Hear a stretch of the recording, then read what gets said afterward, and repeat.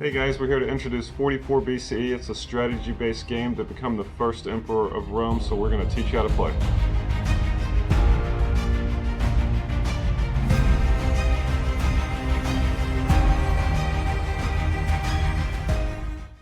So 44 BCE plays 2 to 5. You're looking at about 30 minutes per player. Lots of strategy, lots of interaction. The game is played over 6 rounds. It is a VP-based game. There's a lot of different ways to earn victory points, or what we call Imperium, throughout the game. And at the end of the 6th round, the player with the most points is going to become the winner and be the first emperor of Rome.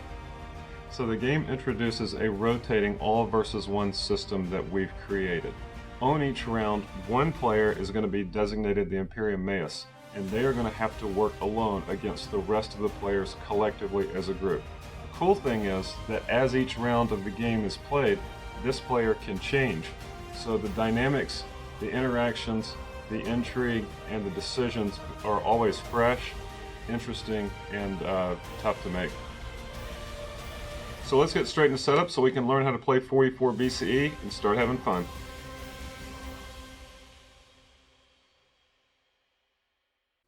To begin setup, place the game board in the middle of the table. Next, sort the allegiance tiles into stacks of 3 based on the letter in their lower left-hand corner. Arrange these stacks in alphabetical order A through J. Based on the player count, select the 6 appropriate stacks to use. In this case, a 4-player game, we're going to use C through H. Remove the unneeded stacks from the game and place these 6 stacks on the timeline in alphabetical order on the game board. Place the phase marker on the build phase of the game board. Randomly select one of the 3 Senate tiles and place it face up on the game board, removing the rest from the game. Sort the structure tiles based on their icon on the back into 4 distinct piles.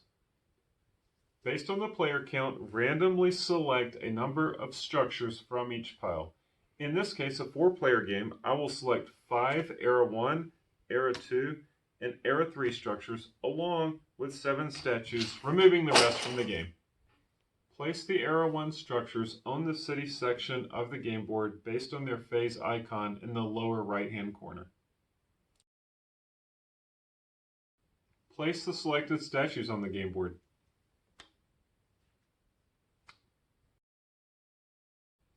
Place the Era 2 and 3 structures on the game board under the appropriate portion of the timeline.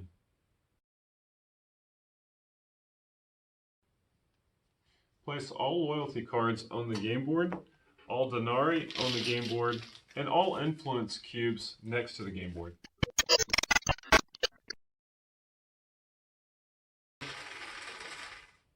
Sort the political recruits into 6 different stacks based on their title. Place the Quaestors, a 1-star recruit, onto the game board. Randomly select 2 of the level 2 political recruits and place them on the game board. Remove the rest from the game. Randomly select 1 3-star political recruit and place it on the game board, removing the other from the game. Do the same thing for the military and social recruits. Place selectors on the game board. Based on the number of players in the game, remove a number of recruits from each pile. In a 4-player game, we will remove 1 from each pile. There are 5 iconic historical figures in 44 BCE. Each player now chooses one and takes that player mat. Each player now receives their corresponding player screen and places it under their player mat. Each player then receives 13 architects of their color, their VP or Imperium icon placed on 0, and 5 denarii. Randomly select a player to become Imperium Maius for the first turn. Give them this tile placed in front of their player mat, along with the first year's allegiance tiles based on each field in play. This now completes setup, and we're ready to start having fun.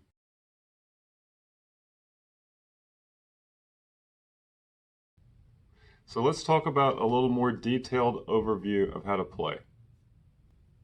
So each round, the Imperium Maius will be given 3 allegiance tiles. These represent the Imperium Maius's control over Rome. If the other players collectively win at least 2 out of the 3 from the Imperium Maius, one of them will be promoted and become Imperium Maius for the next turn.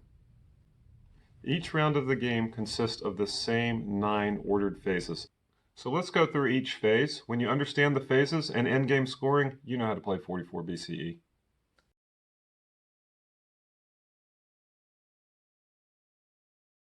So the first phase is the build phase. Players are going to build structures which are going to give them influence and other abilities throughout the rest of the game. The build phase is really pretty simple. Starting with the player to the left of the Imperium Maius, in this case it's me because Cleopatra is designated I am, players go around clockwise one at a time, spending denarii to place architects onto the board and build a structure. The cost in denarii to build a structure is located in the bottom left corner of each structure tile. Of course, you must have an architect to be able to build, and you must have an open space on the board to place it and claim a structure. You may also not duplicate structures, so in this case I cannot place an architect here since I already have one. The only exception are the influence structures located in the bottom right corner of the board. These can have multiple architects from the same player. Instead of building a structure on my turn, I can choose to activate a structure that I own in this phase of the game board. Each structure that I own can only be activated one time per phase. Activating the structure simply means that that player gets to take the effect that's in the center of the tile. The instant effect structures are designated by a lightning bolt. They trigger immediately as soon as I build that structure and will never trigger again throughout the game.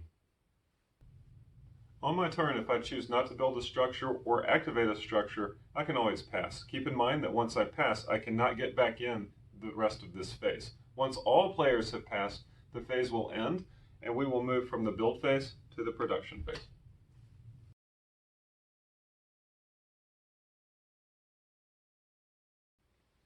The next phase is production. Players simply collect their influence from the structures that they've built in that area of the game board.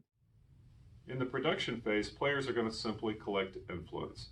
Each player will always collect their natural influence of 1 political, 1 military, 1 social, and 2 support influence as shown.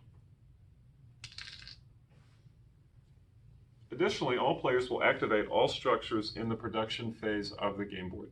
In this case, the Forum will activate, giving me 1 political influence, and the Shrine will activate, giving me 1 loyalty, which I will place face up on my player mat. Once all players have collected their influence and resources, we're moving from the production phase to the enlist phase.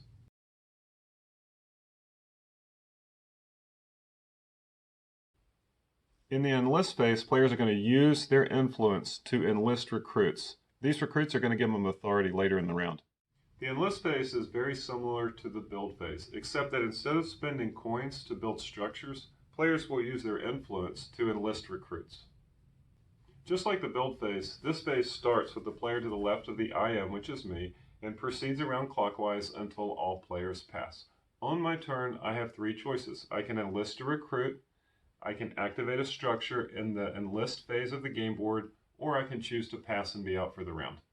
As an example, I choose to enlist a legionary. The cost in influence cubes is found along the bottom of each card. A gray cube can be 1 of any color. As you will see, this requires 1 military influence and 1 generic influence.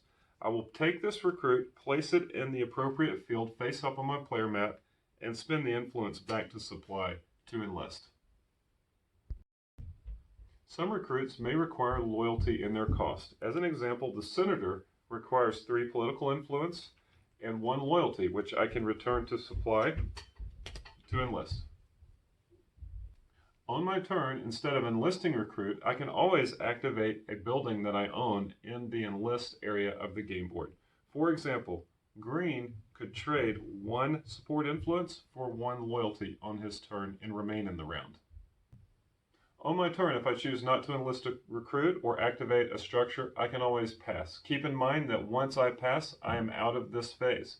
Once all players pass, this phase is over, and we move from the Enlist phase to the discard phase.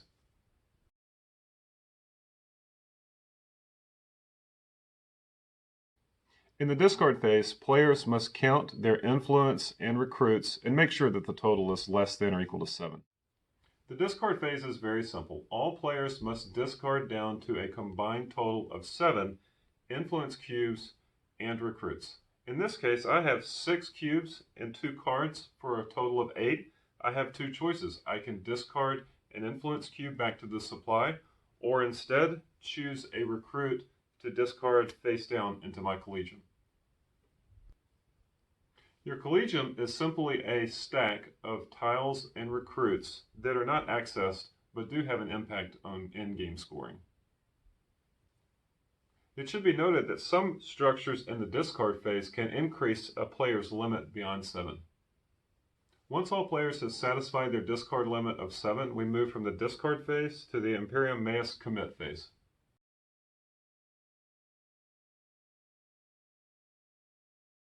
During the IM commit phase, that player will put their screen up, hiding their actions, and lock in their decisions. This phase starts with the Imperium Maius player hiding their player mat using their player's screen. Note that the allegiance tiles of the Imperium Maius are left in front of the player's screen. As Imperium Maius, there are 4 things I can do behind my screen. I can play recruits and loyalty in an appropriate field. I can support my recruits with my support influence. I can play influence as charisma, or I can store cards and influence for future rounds. In this phase, I can play as many recruits in each field as I want. Keep in mind that a recruit may only be played in its assigned field. I can also play cards that I have stored from a previous round. In this case, a lictor and loyalty. Keep in mind, lictors and loyalties can be played in any field. As Imperium Maius, I must support my own recruits. To do so, I take support influence and only support influence and place it on each recruit I desire to support. I may also wish to play charisma as the first tiebreaker during the next phase. To do so, I can take any amount and any type of influence and play it in any field. Any resources I wish to not play and save for a future round, I can do so over here. In this case, the Quaestor is not getting supported, so I'm going to turn him face down and save him for later. Secondly, I may choose to do the same with my charisma.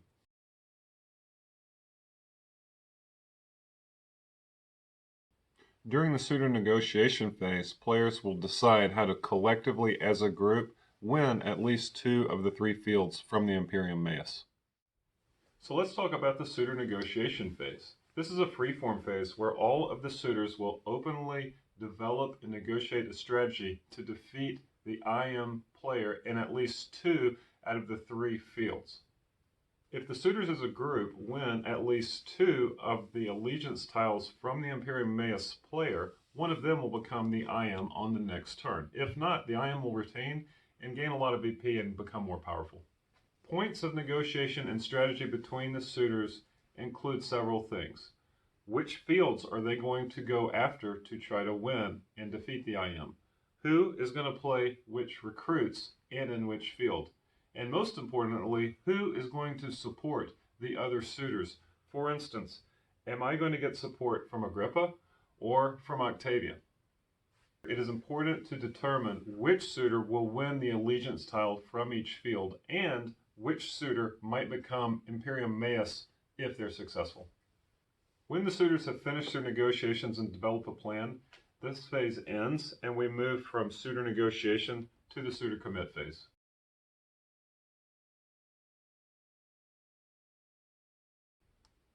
In the suitor commit phase, all suitors will put their screens up, decide how they want to take their actions, and lock them in secret as well. The suitor commit phase is similar to the IM commit phase. All suitors will take their actions simultaneously in a free-form state. It begins with all suitors hiding their player mat behind their player screen. Architects, Denarii, and your collegium are not hidden during the commit phase. There are 4 things suitors can do behind their screen. They can play recruits and loyalty, they can support other suitors, they can play influence as charisma, or they can store their resources for a future turn. The Suitor commit phase is very similar to the I am commit phase in that I can play recruits in their fields, I can play influence as charisma, or I can store resources for a future round. The key difference is that in this phase, as a suitor, I cannot support my own recruits. Instead, I must support the other suitors' recruits to convert their ambition into authority. To support other suitors, I may only use support influence, and I do so by placing it on top of their icon in the field in which I wish to support them. In this case, I will support Octavian once in the political field and Agrippa once in the military field. Once all suitors have finished their commitments, we head from the suitor commit phase to the resolution phase.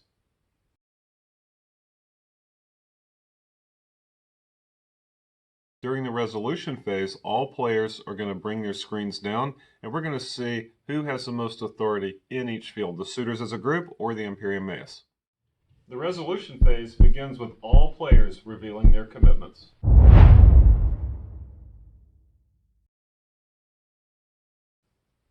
The resolution phase is resolved one field at a time, following the steps on the left-hand side of each player's screen.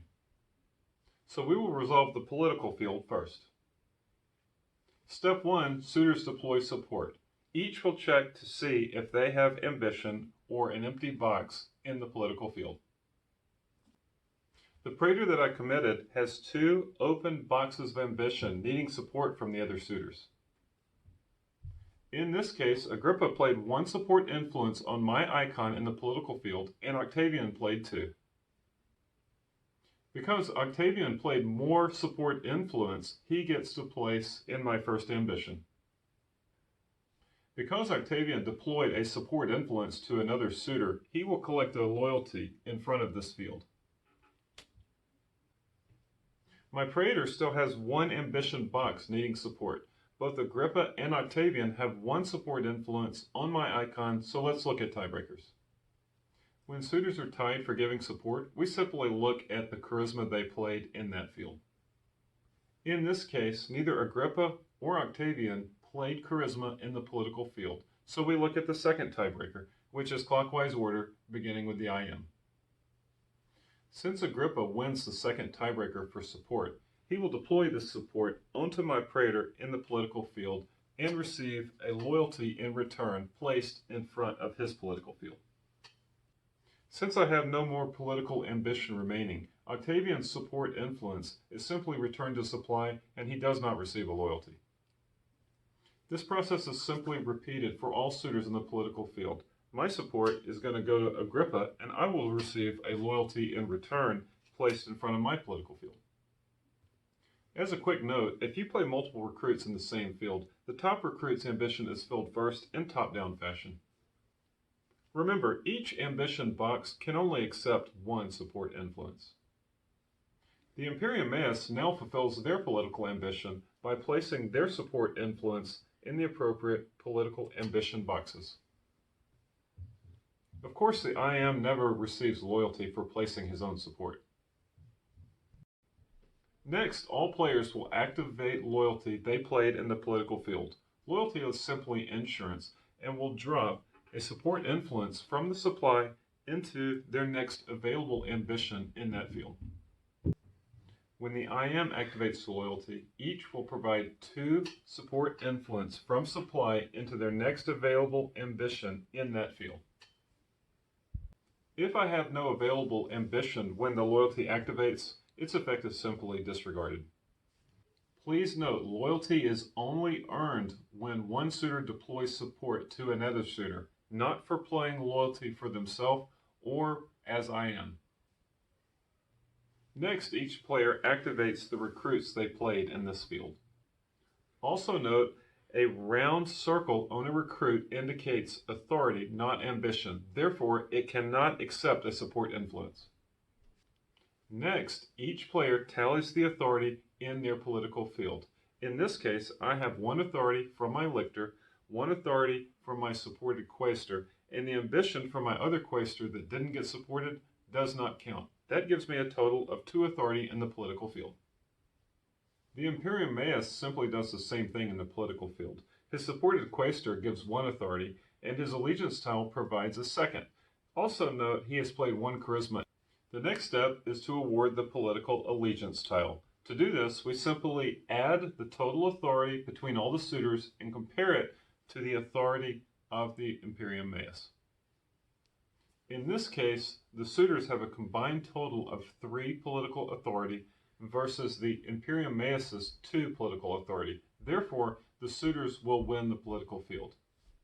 Since the suitors win the political field, the political allegiance tile is awarded to the suitor with the most authority in that field. In this case, it's me with 2 authority. When awarding an allegiance tile, tiebreakers are charisma in this field, followed by turn order. Since the suitors won the political field, any suitor that earned at least 1 loyalty in front of this field on their player mat receives 1 denarius. Regardless of the number of loyalty a suitor earns from deploying support in this field, they will only collect 1 denarius. If the Imperium Maius were to have the most authority in the political field, he would keep this allegiance tile and receive 1 denarius. Resolution is now complete for the political field. The military and social fields will be completed in order and in exactly the same way. Once all 3 fields have been resolved and the allegiance tiles have been awarded, we will then determine the Imperium Maius for the next round, and players will activate structures in the resolution phase.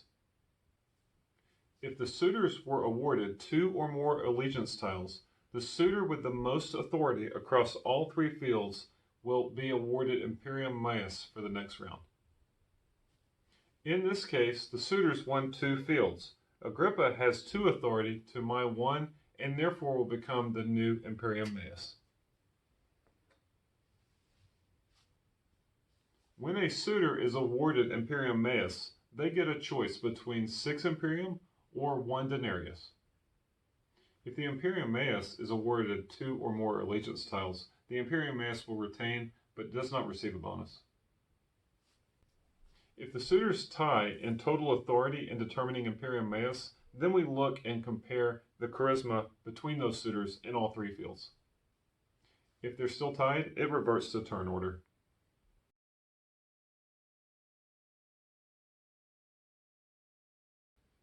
The last phase is recess. Players will get income, do a little cleanup, and begin the next year. Recess is a quick and simple cleanup phase that's summarized on the bottom right portion of the player screens. All the actions are completed simultaneously by all players. Each player will receive 1 denarius except for the player with the most architects that are in play on the board. In this example, red has 3, orange 2, green and white both 1. Therefore, red will not receive a coin, but each other player will. Ties are not friendly in this case, so if 2 players are tied for the most architects, neither one will receive the coin. Players will then simply clean up their player mat to prepare for the next round. Anything not in storage will go away. Influence will be returned to the supply. Recruits that player played will go face down into their collegium, and allegiance tiles that they've been awarded will go there as well. After all players have cleared their player mats, the player with the Imperium Maius tile in front of them will now be awarded the next round's allegiance tiles, placing them in their appropriate spot. If these newly awarded allegiance tiles come from a new era, then all of the available structures from that era will become active and placed on the game board. The phase in which they go is simply found on the lower right-hand corner of the tile. Once these structures have been placed onto the available area of the game board, the recess phase is over. We move to the build phase of the next round. These 9 ordered phases complete an entire year in 44 BCE.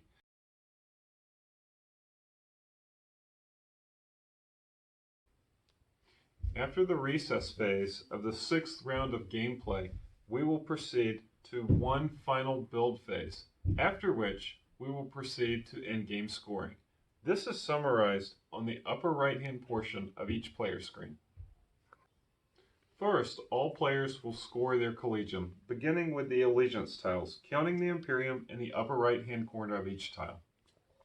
Next, remove all lictors and loyalty from your collegium, each scoring 1 point. Sort your remaining recruits by field. Score Imperium equal to twice the ambition and authority in your weakest field. In this case, it's political. Check for Senate bonus pairs of allegiance tiles. In this case, this pair is worth 3 Imperium.